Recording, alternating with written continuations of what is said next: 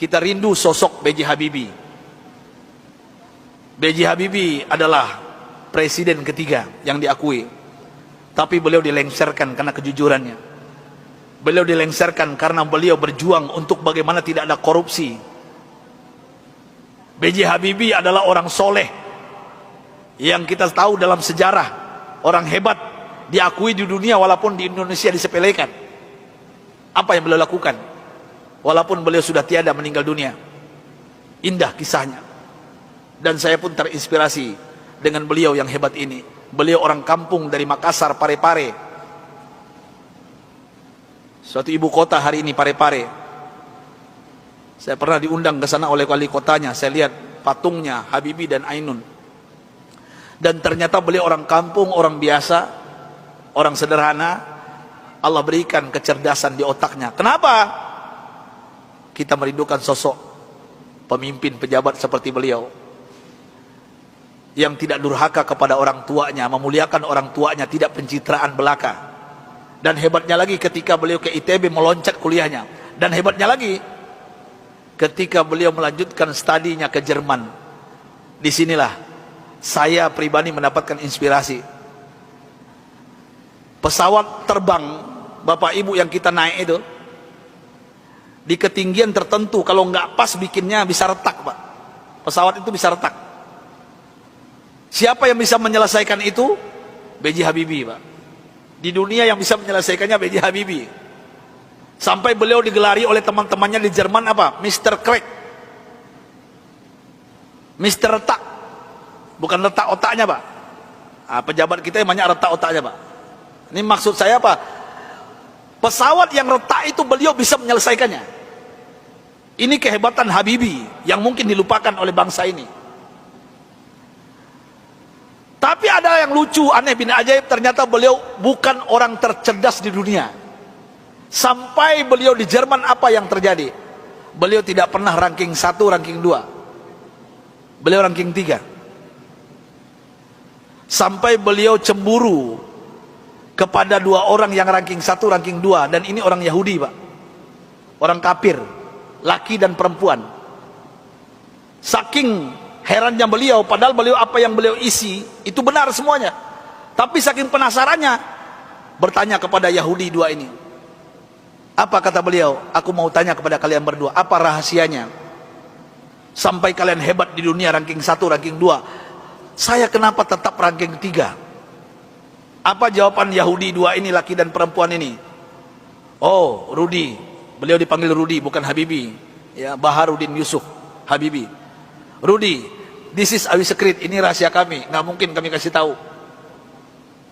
Besok beliau tanya lagi, apa rahasianya? Besok tanya lagi. Berhari-hari beliau bertanya. Akhirnya bosan Yahudi 2 ini. Sampai Yahudi ini mengatakan, Bapak Ibu, rahasianya. Come here, Rudi. Sini Rudi, kami mau mengatakan kepada engkau, tahukah engkau rahasia kenapa kami cerdas? Kenapa kami ranking 1, ranking 2 hebat? Apa jawabannya? Ini yang membuat B.J. Habibie malu dan meneteskan air mata. Pahlawan yang hebat ini, ketika Yahudi ini mengatakan, kami di sepertiga malam terakhir, jam 3 bahasa kita di Jakarta, bangun. Setelah itu kami mandi. Setelah mandi kami pakai baju yang wangi. Setelah itu kami ambil Al-Quran. Kami baca Al-Quran. Kaget B.J. Habibie. You read Al-Quran? Yes. Kalian kan kafir Yahudi, kenapa baca Al-Quran? Kami yakin dengan Al-Quran. Walaupun kami tidak mempercayai Al-Quran, mempercayai Islam, tapi kami yakin dengan Al-Quran. Heran B.J. Habibie, orang kafir Yahudi yang juara 1, juara 2 di Jerman ini, setiap jam 3 pagi mandi, pakai minyak wangi, baca Quran. Apa jawaban mereka? Kami baca Quran.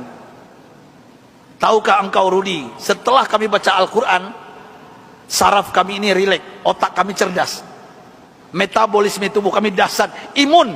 Nah ini bapak-bapak, ibu-ibu yang takut dengan corona, ini bukan saya yang ngomong, ini orang kafir yang ngomong ini. Ya. Imunitas kami naik tinggi. Kenapa? Al-Quran. Al-Quran kami baca. Sampai B.J. Habibie nggak yakin, nggak percaya. Apa kata Yahudi berdua ini Bapak Ibu? Kalau kalian nggak yakin, silakan. Surah apa? Kami baca. Ternyata Yahudi berdua ini hafal Quran, Pak. Apa saat itu jawaban B.J. Habibie? Thank you very much, my brother, my sister. Beliau pulang ke kosannya, ke kontrakannya. Sampai di kosan di kontrakan beliau sujud menangis. Rasanya tertampar wajah beliau, malu beliau, padahal beliau beragama Islam, orang kafir. Jam 3 bangun mandi baca Quran. Mulai saat itu bapak-bapak dan ibu-ibu, saya ingin berbicara pahlawan satu ini, orang hebat ini. Mulai saat itu mendengarkan rahasia dari Yahudi yang dua ini, apa yang beliau lakukan? Jam 3 pagi beliau bangun, beliau mandi, beliau pakai baju yang rapi, beliau pakai wangi-wangian, beliau sholat tahajud 8 rakaat, witir 3:11 setiap hari. Setelah itu beliau baca Al-Quran sampai menjelang subuh. Kalau orang kafir tadi nggak sholat karena bukan Islam, langsung baca Quran. Dan apa yang terjadi keajaiban, Bapak Ibu yang dimuliakan Allah Subhanahu wa taala, Allahu Akbar. Keajaiban ini terjadi. Semenjak itu, setelah itu, B.J. Habibie berubah menjadi ranking 1. Yahudi yang dua tadi turun ke bawah. Dan orang Yahudi berdua ini menyesal memberikan rahasia kepada B.J. Habibie. Artinya apa? Kalau ingin merdeka kita di Indonesia, jangan tinggalkan Al-Quran.